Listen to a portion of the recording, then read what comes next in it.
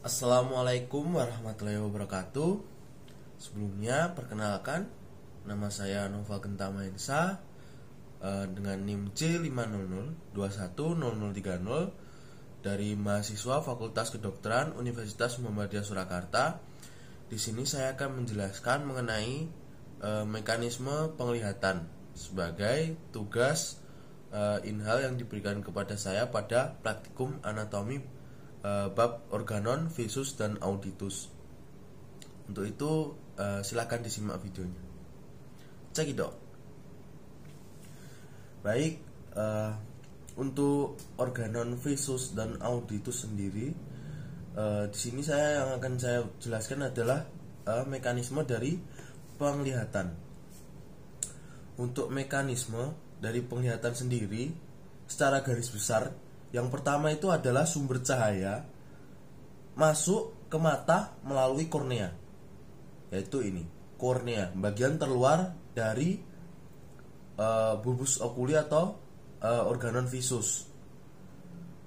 Sedangkan kornea sendiri ini merupakan bagian dari tunica fibrosa. Selanjutnya dari kornea kemudian melewati pupil yang lebarnya diatur oleh iris. Pupil sendiri ini, kemudian irisnya ini. Nah, di dalam iris ini sendiri juga terdapat musculus ciliaris, kemudian juga ada corpus ciliaris. Selanjutnya, setelah dari pupil, kemudian masuk ke dalam lensa, kemudian dibiaskan oleh lensa. Lensa ini yang berbentuk seperti piringan, kemudian akhirnya terbentuk bayangan di bagian retina, ya, bagian belakang, atau pada tunica nervosa, yaitu bagiannya adalah retina. Kemudian bayangan tersebut sifatnya adalah nyata, terbalik, dan juga diperkecil. Kemudian selanjutnya, dalam retina ini terdapat sel-sel batang dan juga sel-sel kerucut atau sel kon dan sel rod. Sedangkan sel kon sendiri ini adalah fungsinya untuk pigmen warna, sebagai pigmen warna, atau mata itu bisa tahu ini warna apa dan sebagainya sesuai besar kecilnya dari cahaya tersebut.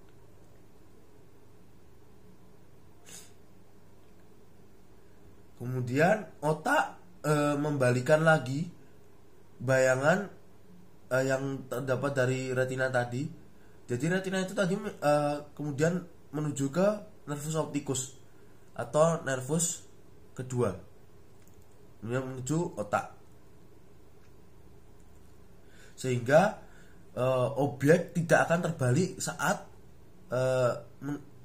otak menerima. Jadi jika dijelaskan secara panjang, cahaya yang masuk melalui kornea ini diteruskan menuju ke pupil. Jika teman-teman tidak tahu pupil itu yang bagian tengah mata ini, yang biasanya warnanya coklat, hitam, ataupun ada juga yang orange, biru, tergantung dari setiap orang itu berbeda-beda, begitu. Kemudian pupil itu sendiri penjelasannya adalah bagian bundar atau lingkaran ini, bagian anterior di bagian tengah iris, ya ini di tengah iris kan, irisnya sebelah sini, yang mengatur jumlah cahaya yang masuk ke mata. Jadi pupil ini fungsinya adalah mengatur jumlah cahaya yang masuk ke dalam mata. Kemudian pupil membesar bila intensitas cahaya kecil.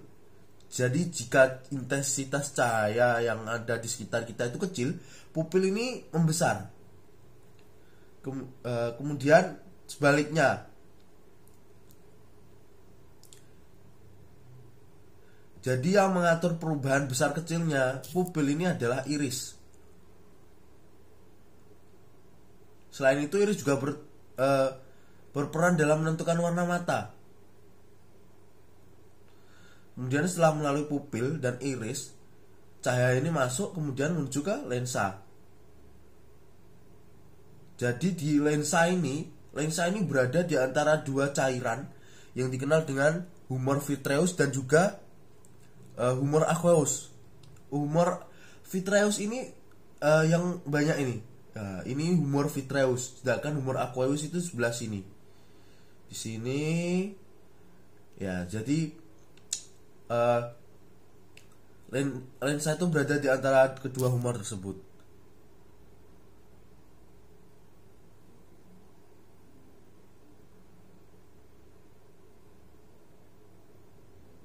Jadi apabila mata memfokuskan pada objek yang dekat, maka otot-otot siliaris yang ada pada iris ini, pada iris ini akan berkontraksi,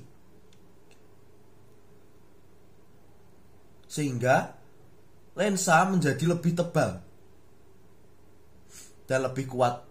Dan apabila mata memfokuskan objek yang jauh, maka otot-otot siliaris akan mengendur dan lensa menjadi lebih tipis dan lebih lemah. Bila cahaya sampai ke retina, maka sel-sel batang dan sel-sel kerucut atau sel kon dan sel rod tadi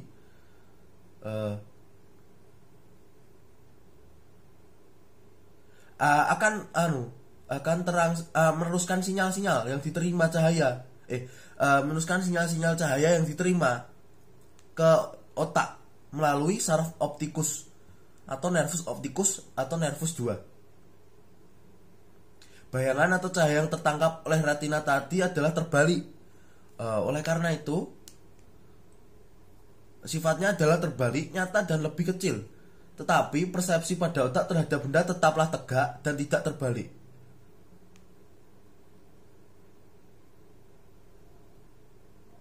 Jadi supaya tetap terlihat jelas, mata harus membiasakan sinar-sinar yang datang dengan benda agar membentuk bayangan tajam pada retina. Untuk mencapai retina, sinar-sinar yang berasal dari benda harus melalui 5 medium yang indeks biasnya berbeda.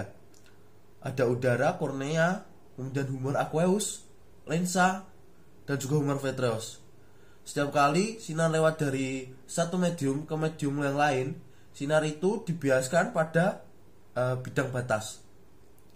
Bagian terbesar dari daya bias mata bukan dihasilkan oleh lensa, akan tetapi terjadi pada bidang batas antara permukaan anterior kornea dan juga udara.